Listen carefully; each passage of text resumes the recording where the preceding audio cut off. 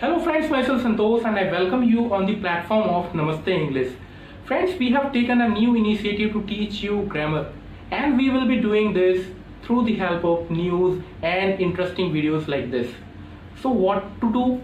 You simply need to download our Namaste English app from the Play Store and then simply go to the Dainik Khabar option, and from there you can read that news article, and then I will be covering that news article daily in this classroom and will be teaching that new grammar tip. So definitely it would help you to improve your grammar part. So let's start. Let's learn something new in today's class. Let's go ahead. So friends, आइए सीखते हैं आज एक बहुत ही important चीज छोटे से session में। आज हम सीखेंगे एक छोटा सा एक्सप्रेशन आपके सामने, द फर्स्ट टाइम, इसके बारे में। इसमें छुपा हुआ है एक एडजेक्टिव, उसका सही यूज करना सीखेंगे कि कहाँ पे इस एक्सप्रेशन का हम सही से यूज कर सकते हैं और अपनी इंग्लिश को और ज़्यादा प्रभावी बना सकते हैं।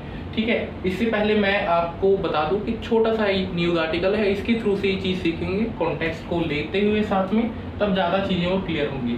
IRCTC is venturing into the international and domestic cruise business for the first time, targeting the domestic market including potential outbound guests.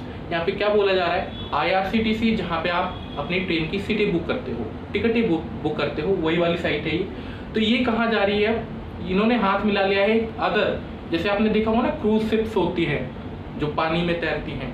तो अगर आपको अब इंडिया के कोस्ट लाइन जो होती है, तटों के उधर जाना है, जैसे लोग जाते हैं घूमने, तो उसके लिए अगर आपको जाना है तो यहाँ पे भी IRCTC ने जो है अपना हाथ पैर आजमाया है। इन्होंने क्रूज जो बिजनेस है उनके साथ हाथ मिलाया है और ये चाहते हैं कि पोटेंशियल ग्रुप्स को अट्रैक्ट किया जाए कि आप जो है टिकट बुक करवाओ उसके लिए भी, ट्रेन के अलावा।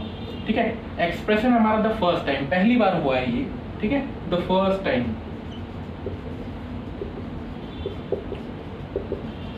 एक दोस्तों इसमें सबसे इंपॉर्टेंट चीज ये है कि फर्स्ट टाइम ये क्या है? पहली बार, पहली बार, दूसरी बार। तो ये है दोस्तों आपका numeral adjective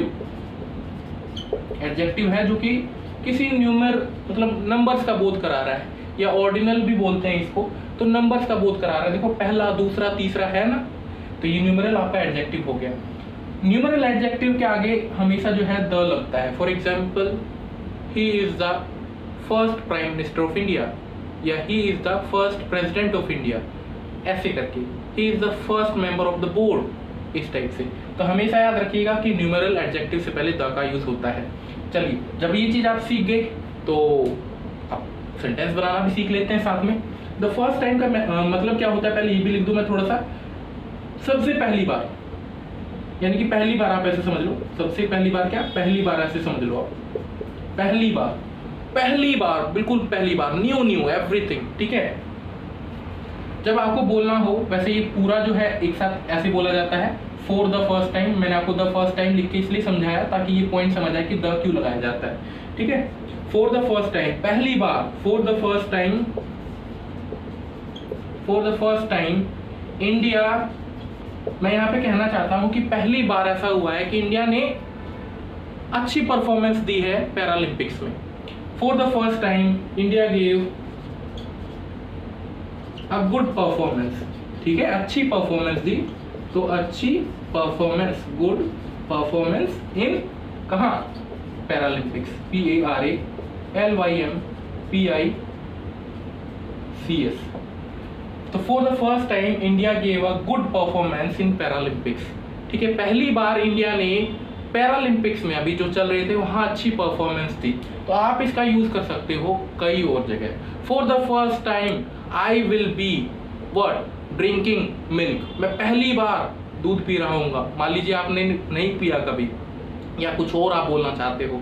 for the first time I will be writing on the board. पहली बार मैं बोर्ड पे लिख रहा हूँ।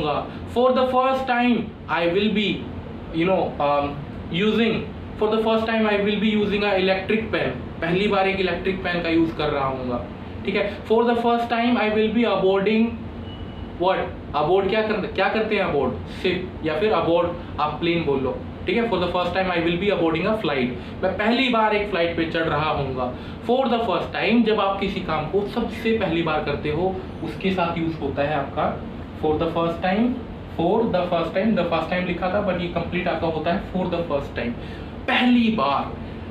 For the first time you have learn so many thing in this simple video. I hope कि आपको बहुत मजा आया होगा इस सेशन में। अगर आपको मेहनत पसंद आई है तो लाइक कीजिएगा और कमेंट सेक्शन में फॉर द फर्स्ट टाइम से रिलेटेड एटलीस्ट 2 या 3 सेंटेंसेस बना के दिखाइए। देखता हूँ कितने लोग सच में समझे हैं इस कॉन्सेप्ट को और उनको समझ आ गया है अच्छे तरीके से, ठीक है।